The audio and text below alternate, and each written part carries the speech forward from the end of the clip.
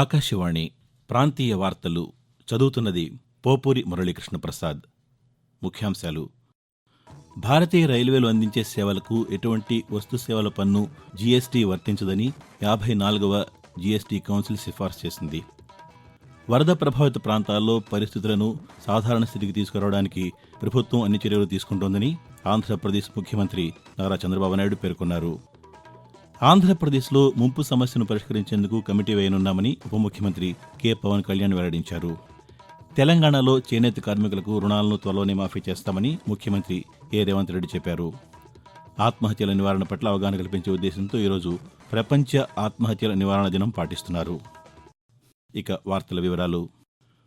భారతీయ రైల్వేలు అందించే సేవలకు ఎటువంటి వస్తు సేవల పన్ను జీఎస్టీ వర్తించదని జీఎస్టీ కౌన్సిల్ సిఫార్సు చేసింది. నిన్న ఢిల్లీలో కేంద్ర ఆర్థిక శాఖ మంత్రి నిర్మలా సీతారామన్ అధ్యక్షతన 54వ జీఎస్టీ కౌన్సిల్ సమావేశాన్ని నిర్వహించారు. ఈ సమావేశంలో రైల్వే ప్లాట్ఫారం టికెట్ల అమ్మకం, వేచి ఉండే గదుల సౌకర్యం, బ్యాటరీతో నడిచే కారు సేవలతో సహా సామాన్యులకు భారతీయ రైల్వేలు అందించే సేవలకు ఎటువంటి జీఎస్టీ వర్తించదని కౌన్సిల్ సిఫార్సు చేసింది.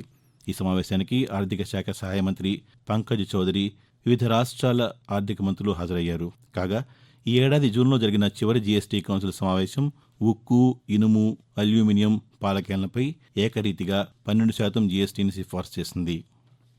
వరద ప్రభావిత ప్రాంతాల్లో పరిస్థితులను సాధారణ స్థితికి తీసుకురావడానికి ప్రభుత్వం అన్ని చర్యలు తీసుకుంటోందని ఆంధ్రప్రదేశ్ ముఖ్యమంత్రి నారా చంద్రబాబు నాయుడు పేర్కొన్నారు.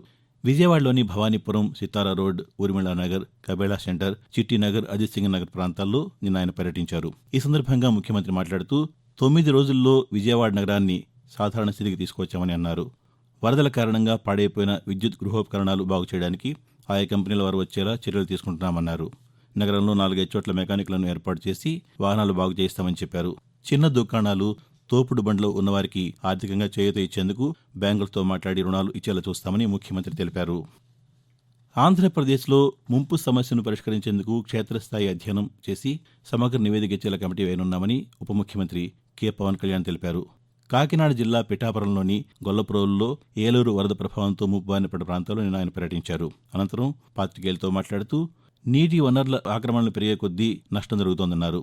ఏలేరు జలాశయం వరద పరిస్థితిని పర్యవేక్షిస్తున్నామని పవన్ కళ్యాణ్ పేర్కొంటూ, జనాభా పెరిగిపోయే కొద్దీ మనకి నష్ట తీవ్రత తెలుస్తూ ఉంటది. వ్యవసాయ భూమి వినియోగంలోకి వచ్చే కొద్దీ నష్టం తెలుస్తూ ఉంటది. దీని మీద ఈ రాపురం సంబంధించి ఎక్కడెక్కడ ఎలాంటి పరిస్థితులు ఉన్నాయి వీటన్నిటి మీద సమగ్రంగా ఒక కమిటీ చేయాలి. మన ముఖ్యమంత్రి గారితో కూడా మాట్లాడాం. దీని మీద టోటల్ గా ఏమేమి ఉన్నాయి, రాష్ట్రంలో ఎలాంటివి ఉన్నాయి, వరదలు తగ్గిన తర్వాత దీని మీద ఒక క్షేత్రస్థాయిలో పర్యటనలు జరిపి దాని మీద ఒక సమగ్రమైన నివేదిక మంచి చేశారు. ఇది ముఖ్యమంత్రి గారు. వరద ముంపు తగ్గిన ప్రాంతాల్లో పారిశుధ్య పనులను పూర్తి చేస్తున్నామని ఆంధ్రప్రదేశ్ పురపాలక శాఖ మంత్రి పి. నారాయణ తెలిపారు. విజయవాడలోని పాయకాపురంలో వరద ప్రభావిత ప్రాంతాల్లో మంత్రి నిన్న పర్యటించి పారిశుధ్య పనులు జరుగుతున్న తీరును పరిశీలించారు. ఈ సందర్భంగా మాట్లాడుతూ పాయకాపురం వంటి కొన్ని ప్రాంతాల్లో నీరు ఇంకా నిలిచి ఉందని, ఈ రోజు సాయంత్రానికి మొత్తం నీరు తగ్గుముఖం పడుతుందని చెప్పారు. వరద తగ్గిన ప్రాంతాల్లో పారిశుధ్య పనులు ఈ రోజు పూర్తవుతాయని మంత్రి వివరిస్తూ, విజయవాడ నగరం ఈ ఫ్లడ్స్ కి 90% విధుల్లో వెళ్ళిపోవడం జరిగింది. శానిటేషన్ వర్కర్స్ ఎక్కడికక్కడ క్లీన్ చేస్తున్నారు. రోడ్డు మీద నీళ్లు తగ్గిన 12 గంటల లోపల అక్కడంతా క్లీన్ చేసి బ్లీచింగ్ చేయాలని ఇన్స్ట్రక్షన్ ఇచ్చాం. ఫైర్ ఇంజిన్ల ద్వారా, మోటార్ల ద్వారా రోడ్లని వాష్ చేయమన్నాం. ఇన్ఫెక్షన్స్ వస్తాయి. అదేవిధంగా హెల్త్ డిపార్ట్మెంట్ వాళ్ళు కూడా ప్యారలల్ గా మున్సిపల్ వాళ్ళతో కోఆర్డినేట్ చేస్తున్నారు. నైట్ కల్లా 99% పూర్తి కావాలని ముఖ్యమంత్రి గారు ఆదేశించారు. ఆ విధంగా జరుగుతూ ముందుకు పోతున్నాం. తెలంగాణలో చేనేత కార్మికులకు రుణాలను త్వరలోనే మాఫీ చేస్తామని ముఖ్యమంత్రి ఏ. రేవంత్ రెడ్డి తెలిపారు. నిన్న హైదరాబాద్లోని నాంపల్లి లలిత కళా తోరణంలో Indian institute of handloom technology IIHT ప్రారంభించి చేనేత అభయహస్తం చిహ్నాన్ని ఆవిష్కరించారు. ఈ సందర్భంగా ముఖ్యమంత్రి మాట్లాడుతూ చేనేతల రుణభారం 30 కోట్ల రూపాయలు తీర్చేందుకు ప్రభుత్వం సిద్ధంగా ఉందని చెప్పారు. స్వయం సహాయక సంఘాల మహిళలకు ఏటా 2 చీరలు ఇవ్వాలని నిర్ణయించామన్నారు. చేతి వృత్తుల కార్మికుల సంక్షేమానికి ప్రభుత్వం కట్టుబడి ఉందని తెలిపారు. అంతర్జాతీయ స్థాయిలో IIHTకి పేరు వచ్చేలా కృషి చేస్తామని, ఇందులో చదివే విద్యార్థులకు నెలకు 2,500 రూపాయల చొప్పున ప్రోత్సాహకాలు అందిస్తామని అన్నారు. విద్యార్థులు నైపుణ్యాన్ని పెంచేందుకు నైపుణ్య విశ్వవిద్యాలయాన్ని ఏర్పాటు చేస్తున్నామని ముఖ్యమంత్రి తెలిపారు. ఆకాశవాణి ప్రాంతీయ వార్తలు వింటున్నారు. ఆత్మహత్యల నివారణ పట్ల అవగాహన కల్పించే ఉద్దేశంతో ఈరోజు ప్రపంచ ఆత్మహత్యల నివారణ దినం పాటిస్తున్నారు. ఆత్మహత్యల నివారణ కోసం కృషి చేసే అంతర్జాతీయ సంస్థ IASP, ప్రపంచ ఆరోగ్య సంస్థ WHOల సంయుక్త ఆధ్వర్యంలో ప్రతి ఏటా సెప్టెంబర్ 10వ తేదీన ఈ కార్యక్రమం జరుగుతోంది. ఏదైనా సమస్య ఎదురైతే ఆ సమస్యను పరిష్కరించుకునే మానసిక బలం లేక ప్రపంచవ్యాప్తంగా పలువురు ఆత్మహత్యలకు పాల్పడుతున్నారు. ప్రతి సమస్యకు మరణమే పరిష్కారం కాదని, ఆత్మహత్యకు ప్రేరేపించిన పరిస్థితుల కంటే ఆ పరిస్థితులను అధిగమిస్తే వచ్చే బంగారు జీవితం గురించి ఆలోచించాలన్న అంశంపై అవగాహన కల్పించడమే ఈ కార్యక్రమ నిర్వహణలోని ముఖ్య ఉద్దేశం. ఆత్మహత్యలు వంటి దుర్ఘటనలకు పాల్పడకుండా చిన్నప్పటినే ఇళ్లలో తల్లిదండ్రులు, పాఠశాలలో ఉపాధ్యాయులు పిల్లల్లో తగిన మానసిక బలం, ఆత్మవిశ్వాసం కల్పించాలని, అప్పుడే ఆత్మహత్యల నివారణ సాధ్యమవుతుందని మానసిక వైద్యులు సూచిస్తున్నారు. కాగా ప్రపంచ ఆత్మహత్యల నివారణ దినం సందర్భంగా ఆకాశవాణి విశాఖపట్నం ప్రాంతీయ వార్తా విభాగం రూపొందించిన ప్రత్యేక కార్యక్రమం ఈ ఉదయం 10 గంటలకు ప్రసారమవుతుంది. తెలంగాణ రాష్ట్రంలో మౌలిక వసతుల అభివృద్ధిపై కేంద్ర ప్రభుత్వం ప్రత్యేక దృష్టి సారించి ఆ దిశగా చర్యలు తీసుకుంటోందని కేంద్ర బొగ్గు గనుల శాఖ మంత్రి జి కిషన్ రెడ్డి తెలిపారు. ఈ మేరకు ముఖ్యమంత్రి ఏ రేవంత్ రెడ్డికి కేంద్ర మంత్రి బహిరంగ లేఖ రాశారు. సికింద్రాబాద్, చర్లపల్లి రైల్వే స్టేషన్లలో రైల్వే టెర్మినల్స్కు వెళ్లే రహదారుల విస్తరణకు తెలంగాణ ప్రభుత్వం సంపూర్ణ సహకారం అందించాలని లేఖలో పేర్కొన్నారు. రాష్ట్రంలో రైల్వే అభివృద్ధికి సంబంధించిన రైల్వే లైన్లు, డబ్లింగు, ట్రిప్లింగ్తో పాటు లైన్ల విద్యుదీకరణ పనులు, 40కి పైగా స్టేషన్ల అభివృద్ధి పనులు జరుగుతున్నాయని లేఖలో వివరించారు. తెలంగాణలో రైల్వేల అభివృద్ధికి కేంద్రం చేపడుతున్న చర్యలకు రాష్ట్ర సహకారం అవసరమని కేంద్ర మంత్రి లేఖలో పేర్కొన్నారు.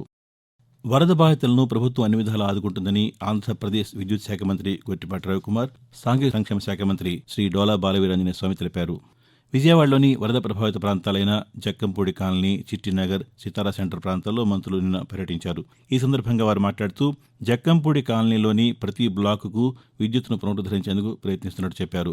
ఈ రాత్రికి పూర్తి స్థాయిలో విద్యుత్తు పునరుద్ధరిస్తామని చెప్పారు.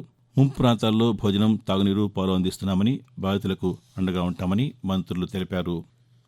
ఆంధ్రప్రదేశ్లోని అల్లూరు సీతారామరాజు జిల్లాలో భారీ వర్షాలు కురుస్తున్నందున ఈరోజు జిల్లాలోని అన్ని ప్రభుత్వ, ప్రైవేటు విద్యాసంస్థలకు సెలవు ప్రకటిస్తూ జిల్లా కలెక్టర్ ఏఎస్ దినేష్ కుమార్ ఉత్తర్వులు జారీ చేశారు. జిల్లాలోని అన్ని ప్రైవేటు విద్యాసంస్థలు కూడా విధిగా సెలవు ఇవ్వాలని, ఎటువంటి తరగతులు నిర్వహించరాదని తెలిపారు. భారీ వర్షాలు కురుస్తున్నందున వాగులు, వంతెనలు దాటరాదని కలెక్టర్ సూచించారు. తెలంగాణ రాష్ట్ర అర్హత పరీక్ష టీజీసెట్ పరీక్షలు ఈ రోజు నుంచి ప్రారంభం కానున్నాయి. 3 రోజుల పాటు జరిగే ఈ పరీక్షలకు 33,724 మంది హాజరు కానున్నారని టీజీసెట్ అధికారి జి నరేష్ రెడ్డి తెలిపారు. ప్రతిరోజు ఉదయం 9 గంటల నుంచి మధ్యాహ్నం 12 గంటల వరకు, మధ్యాహ్నం 2 గంటల నుంచి సాయంత్రం 5 గంటల వరకు పరీక్షలు జరుగుతాయని చెప్పారు. ఈరోజు 11,570 మంది, రేపు 10,479 మంది, ఎల్లుండి 11,225 మంది పరీక్షలకు హాజరవుతారని పేర్కొన్నారు. విజయవాడ ప్రకాశం బ్యారేజీ వద్ద గేట్ల మరమ్మతు పనులు పూర్తయ్యాయని జలాశయాల గేట్ల నిపుణులు కన్నయ్యనాయుడు తెలిపారు. నిన్న ఆయన విజయవాడలో మాట్లాడుతూ బ్యారేజీలో దెబ్బతిన్న 67, 69, 70 గేట్ల వద్ద ఉక్కుతో తయారు చేసిన భారీ కౌంటర్ వెయిట్లను ఏర్పాటు చేశామని అన్నారు. కేవలం 5 రోజుల్లోపే 3 గేట్ల వద్ద కౌంటర్ వెయిట్లను ఏర్పాటు చేసినట్టు అధికారులు వెల్లడించారు. ఆకాశవాణి ప్రాంతీయ వార్తలు ముగించే ముందు ముఖ్యాంశాలు మరోసారి. భారతీయ రైల్వేలు అందించే సేవలకు ఎటువంటి వస్తు సేవల పన్ను జీఎస్టీ వర్తించదని 54వ జీఎస్టీ కౌన్సిల్ సిఫార్సు చేసింది. వరద ప్రభావిత ప్రాంతాల్లో పరిస్థితులను సాధారణ స్థితికి తీసుకురావడానికి ప్రభుత్వం అన్ని చర్యలు తీసుకుంటోందని ఆంధ్రప్రదేశ్ ముఖ్యమంత్రి నారా చంద్రబాబు నాయుడు పేర్కొన్నారు. ఆంధ్రప్రదేశ్లో ముంపు సమస్యను పరిష్కరించేందుకు కమిటీ వేయనున్నామని ఉప ముఖ్యమంత్రి కె పవన్ కళ్యాణ్ వెల్లడించారు. తెలంగాణలో చేనేత కార్మికులకు రుణాలను త్వరలోనే మాఫీ చేస్తామని ముఖ్యమంత్రి ఏ రేవంత్ రెడ్డి చెప్పారు. ఆత్మహత్యల నివారణ పట్ల అవగాహన కల్పించే ఉద్దేశంతో ఈరోజు ప్రపంచ ఆత్మహత్యల నివారణ దినం పాటిస్తున్నారు. ఆకాశవాణి ప్రాంతీయ వార్తలు ఇంతటితో సమాప్తం.